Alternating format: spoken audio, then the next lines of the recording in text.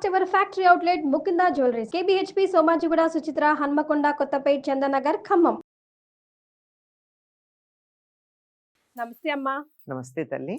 అమ్మ, కార్తీక మాసంలో స్నానాలు, మరేమో కార్తీక వనభోజనాలు, అలాగే చేయని వాళ్ళ కోసం అంటే చాలా ఉపవాసాలు అవి చేస్తూ ఉంటారు కదా. కార్తీక మాసంలో ఉపవాస నియమాలు పాటించాలంటే ఎలా పాటించాలి? వనభోజనాలు అంటే పొలోమని వెళ్ళిపోయి అక్కడ మేక కోడో కోసుకొని తినడం కాదు. There is a science behind it and there is sincere result రావాలంటే ఏం చేయాలి, ఎలా చేయాలి ఒకసారి తెలుసుకుందాం మనం ఈ వీడియో ద్వారా. కార్తీక మాసంలో వనభోజనాల గురించి చెప్తానమ్మా. ఫస్ట్ గోవర్ధన పూజ చేశాం కదా పాడ్యమి నాడు. గోవర్ధన పూజకి ఏం చేశారు వీళ్ళు? ఇంద్రయాగం వద్దని చెప్పి ఇంద్రయాగానికి తెచ్చిన వస్తువులన్నీ తీసుకెళ్లి గోవర్ధన పర్వతానికి పూజ చేశారు. అప్పుడు బలరాముడు అన్నకూటోత్సవం చేశాడు. అన్నకూటోత్సవం అంటే అందరి ఇళ్లల్లోనూ వండి అంతా రాసిపోసి సమానంగా పంచుకోవడం, అంతే. అందరు నువ్వేం తెచ్చావు నేనేం తెచ్చాను లేదు, అందరూ కలిపి. నువ్వు ఎంత తెచ్చావు నేను ఎంత తెచ్చానని లేదు, నువ్వు డబ్బున్న వాడివి నే బీదవాడిని అన్న తేడా లేదు, నువ్వు అధికారివి నేను దగ్గర సేవకుణ్ణి అన్న తేడా లేదు. అందరూ సమానంగా ఎవరేం తెస్తే అంతా కలిపి ఒక్కటిగా పోసి దాన్నంతా సమానంగా షేర్ చేసుకోవడం. ఇది ఎక్కడ జరిగింది? గోవర్ధన పర్వతం దగ్గర జరిగింది. వీళ్ళు గ్రామంలో లేరు, గ్రామం నుంచి పర్వతం దగ్గరికి వచ్చారు. పర్వతం దగ్గరకు వచ్చి అక్కడ చక్కగా పర్వతానికి పూజ చేశారు. అక్కడ ఉన్నటువంటి ఆవులన్నింటికి అవి వెళ్ళి పచ్చిక వెతుక్కుని తినకుండా లేత పచ్చిక తెచ్చి వాటికి పెట్టారు, ఆవులకి ఎడ్లకి. వీళ్ళు వండుకున్నటువంటి పదార్థాలు తీసుకొచ్చి అక్కడ తిరిగేటటువంటి కుక్కలు నక్కలు మొదలైనటువంటి ఊళ్ళో ఎవరూ పెంచకుండా తిరిగే జంతువులన్నింటికి గోధుమ పిండి, తీపి, తరువాత నెయ్యి కలిపి చేసిన పిండి వంటలన్నీ పెట్టారు. తర్వాత ఆ గ్రామ శివార్లలో ఉండే పల్లెలు ఉంటాయి కదా కొన్ని గిరిజనులు వాళ్ళవి, ఆ పల్లెల్లో ఉండే వాళ్ళందరికీ కూడా వీళ్ళు గ్రామంలో వండుకున్నటువంటి మంచి రుచికరమైన పదార్థాలు వాళ్ళకి పెట్టారు. పెట్టి వీళ్ళందరూ చెట్ల కింద కొమ్మల్లోనూ అక్కడ హాయిగా ఉండి ఎడ్లకి కూడా పందాలు పెట్టారు. అంటే వాటికి కూడా వినోదం అక్కర్లేదా? మనుషులకేనా? పందాలు పెట్టుకుని చాలా ఆనందంగా ఉన్నారు.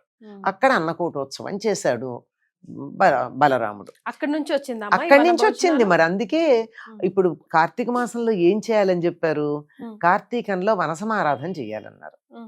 వనసమారాధన అంటే ఇంట్లో కాకుండా దగ్గర ఉన్నటువంటి తోటలకు వెళ్ళి అక్కడ అందరూ కలిసి ఒక గ్రామంలోనూ, ఇప్పుడు మాకు పెద్ద పెద్ద నగరాలు అయితే ఒక బస్తీలోనో ఒక ప్రాంతంలోనో ఉండే వాళ్ళందరూ కలిసి అక్కడే వంటలు చేసుకుని చెట్లని పూజించి రోజంతా చెట్ల దగ్గర హాయిగా పండ్లు మానుకుని అందరూ కలిసి భోజనాలు చేసి ఆనందంగా ఉండాలి. ఇది వనసమారాధన చేయాల్సింది. వనసమారాధనలో భోజనం ఒకటే కాదు, చెట్లను పూజించాలి.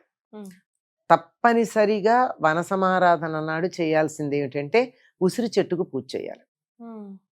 ఉసిరి చెట్టుకి ఇంకా కొంచెం ఓపిక ఉన్నటువంటి వాళ్ళు తులసిని కూడా తీసుకుని వెళ్ళి ఒక కుండీలో తులసికిను ఉసిరి చెట్టుకి కళ్యాణం చేసి లేదా రెండింటినీ పూజించి ఆ తరువాత ఆ చెట్లన్నిటినీ పూజ చేసిన తర్వాత భోజనాలు చేస్తారు. ఉసిరికాయకి తులసమ్మకి ఏంటమ్మా రిలేషన్? తులసి మహాలక్ష్మి, ఉసిరి చెట్టు ఏమో నారాయణుడుగా చెప్తారు. అందుకని ఉసిరి గాలి చాలా మంచిదమ్మా. కార్తీక మాసం అంతా కూడా ఉసిరి తినడం, ఉసిరి గాలిని పీల్చటం, ఉసిరి చెట్ల కింద ఉండడం చేసినట్టయితే మనిషి శరీరానికి పుష్టి వస్తుందట. ఒక శిష్యుడు అడిగట గురువు గారిని, ఉసిరి చెట్టుకి ఇంత ప్రాధాన్యం దేనికి అని. నీకు సరే, మా గురువు గారు ఏం మాట్లాడలేదు, ఏదో గ్రామం వెళ్ళమన్నారు. అతన్ని పనికి పంపించి వెళ్ళేటప్పుడు నువ్వు చింత చెట్ల కింద ఉండు, విశ్రాంతి తీసుకుంటూ. చింత తోపుల్లో నుంచే ప్రయాణం చే, కూర్చోవాలన్నా పడుకోవాలన్నా చింత చెట్టు కిందే ఉండు.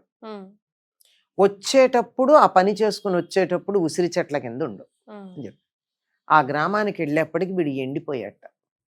ముందు ఆ చింతగాలి మనిషిలో ఉన్నటువంటి శక్తిని అంతా లాగేస్తుంది. తిరిగి వచ్చేటప్పటికి ఇప్పుడు బయలుదేరి వెళ్ళేటప్పుడు ఎంత ఉన్నాడో అంతకన్నా కొంచెం ఎక్కువ ఉన్నట్ట. అటువంటి పుష్టిని ఇస్తుంది ఉసిరి. అమృత ఫలంగా చెప్తారు. దాని గాలి కూడా మంచిది, ఉసిరి గాలి చాలా మంచిది. కనుక అందరూ కూడా ఒక్కసారి పనులన్నీ అయిపోయి కార్తీక మాసం వచ్చేటప్పటికి పంటలు కోతకొస్తాయి. పెద్ద పొలంలో పనులు ఉండవు, వెళ్ళు కోతలు తప్ప ఇంకేం ఉండవు. అందుకని విశ్రాంతి తీసుకుంటూ హాయిగా పొలం పనులు పక్కకు పెట్టి ప్రకృతితో మమేకమైపోయి ప్రకృతి దగ్గర ఉంటారు. ఒక్కసారి ఉసిరి చెట్టుకి అక్కడ ఉన్న చెట్లకి పూజ చేసిన తర్వాత పిల్లలు ఎవరికన్నా చెట్లు కొట్టాలనిపిస్తుందా? దేవతా స్వరూపాలు అనిపించదు. తప్పనిసరిగా తర్వాత అందరూ కలిసి ఒక్కసారి భోజనాలు గనక చేసినట్టయితే అంతకు ముందు ఏదన్నా చిన్న చిన్న అభిప్రాయ భేదాలు మగవాళ్ళ మధ్య గాని ఆడవాళ్ళ మధ్య గాని విడిగా ఉంటాయి, కుటుంబాలకు ఉండవు. పక్కింట్లో వాళ్ళు పనులకు వెళ్ళిపోయాక ఆడవాళ్ళు ఒకళ్ళతో ఒకళ్ళు దెబ్బలాడుకోవచ్చు, లేదా మగవాళ్ళు వాళ్ళ ఉద్యోగ రీత్యానో మరో రకంగానో అభిప్రాయ భేదాలు కలిగి ఉండొచ్చు. కుటుంబాలు ఎప్పుడు కలిసిపోయాయో అప్పుడు ఈ అభిప్రాయ భేదాలు పోతాయి. అందుకే భోజనాలతో చాలా సమస్యలు పరిష్కరించబడతాయి అంటారు. కనుక అది సమానత్వం, తర్వాత హెచ్చు తగ్గులు లేకుండా ఉండడం. దీన్నే తరువాతి కాలంలో బ్రహ్మనాయుడు చాపకూడు అనేది ఒకటి ఏర్పాటు చేశాడు. అంటే పల్నాడు చాపకూడు అంటే ఒక తాటాకుల చాప అక్కడ పెట్టి ఎవరింట్లో ఏం వండితే అదంతా తీసుకొచ్చి అన్నపు రాసులు అక్కడ పోస్తే దాన్నంతా కలిపి ఎవరేం తెచ్చారని తేడా లేకుండా అందరూ కలిపి తినడం. ఇందులో వర్ణభేదం లేదు, వర్గభేదం లేదు, ధనిక పేద భేదం లేదు, ఉన్న వాళ్ళందరూ సమానం. ఇలా చేసుకుంటే ఆ వన మహోత్సవం లేక వన సమారాధన ప్రయోజనకరంగా ఉంటుంది.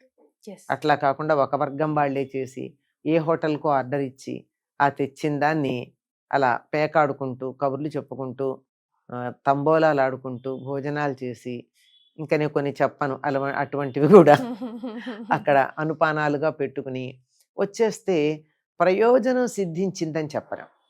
ప్రకృతితో మమేకమైపోయి ప్రకృతితో మనం సంబంధాన్ని పెంపొందించుకున్నప్పుడు మాత్రమే వనమహోత్సవం. అలాగే సమాజంలో అందరూ సమానమే, హెచ్చుతగ్గు లేదు అని నిరూపించేటటువంటిది ఈ వన సమారాధన.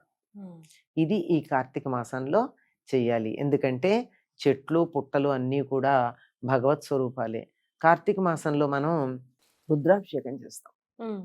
రుద్రాభిషేకంలో నమస్తే రుద్రమన్యవ ఉతోత ఇషవే నమః అని మొదలుపెట్టి లోపల ఎవరెవరికి నమస్కారం అని చెప్తాము అంటే ఆఖరికి రథేభ్యో రథకారేభ్య అరథేభ్య, రథం ఉన్నవాడికి, రథం లేనివాడికి, రథాన్ని చేసిన వాడికి, గుర్రాలకి అన్నిటికీ కూడా నమస్కారం అంటారు. దొంగకి నమస్కారం, తర్వాత కూర్చున్నవాడికి నమస్కారం, పరిగెత్తేవాడికి నమస్కారం, నుంచున్నవాడికి నమస్కారం, పడుకున్నవాడికి నమస్కారం. ఇట్లా లోకంలో ఎన్ని రకాల ఉంటారో అందరికీ మానవులకి, చెట్లకి నమో వృక్షేభ్యో హరికేశేభ్యో నమస్తారాయ సంభవేచ అని చెప్పి చెట్లకి నమస్కారం, మేఘానికి నమస్కారం, నీళ్ళకి నమస్కారం, ప్రవాహానికి నమస్కారం, నీటి బిందువుకు నమస్కారం, కొండకి నమస్కారం, రాతికి నమస్కారం అని చెప్తూ ఉంటాం. అంటే ఏమిటిదంతా? ఒక్క మధ్యలో మాత్రమే నమశివాయ చ శివతరాయ చ మయస్కరాయ చ అని చెప్పేటటువంటి దాన్ని అక్కడొక్క చోటే శివుడు అనేటటువంటి పేరు ఉంది. అది కూడా శుభకరుడు, క్షేమంకరుడు అనే అర్థంలో. ఇంకా ఎక్కడా ఏం లేదు.